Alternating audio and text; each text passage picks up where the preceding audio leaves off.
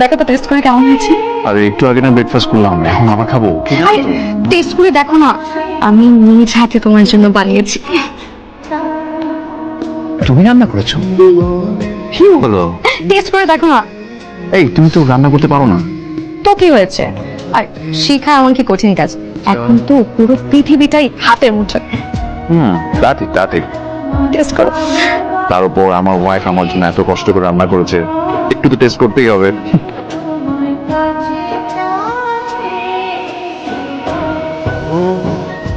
তুমি টেস্ট করেছো?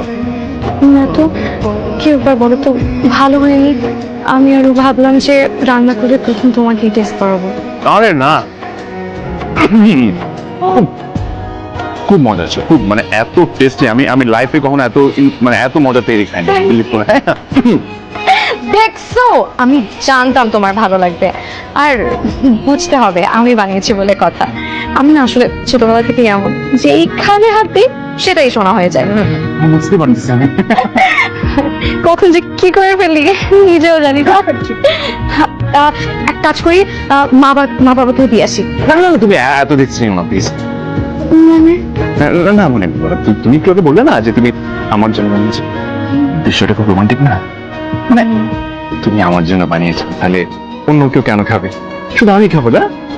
একটা কাজ করো, তুমি এগুলো তুলে রেখে দাও, আমি অফিস থেকে এসে বাকি সব করে খেয়ে। কথাটা কিন্তু তুমি মন্দ বলনি। তাহলে আমি এক কাজ করি, এই পুরো খাবারটা আমি তোমার বক্সে ভরে রেখে দিই। হ্যাঁ, তুমি আসতে খাবে, কাউকে দিব না। একদম। আর শোনো, কেউ খাবে না। ওকে।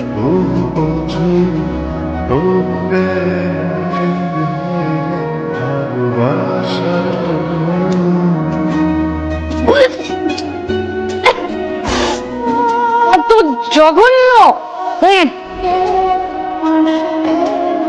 এই খাবারও কিভাবে খেলো? প্রিয়তমার হাতের এই বিভীষিকার পেছনে ছিল এক পরম নিষ্ঠতার প্রচেষ্টার গল্প, যা তার স্বামীর কাছে কোনো সাধের সাথে তুলনা করা বেমানান।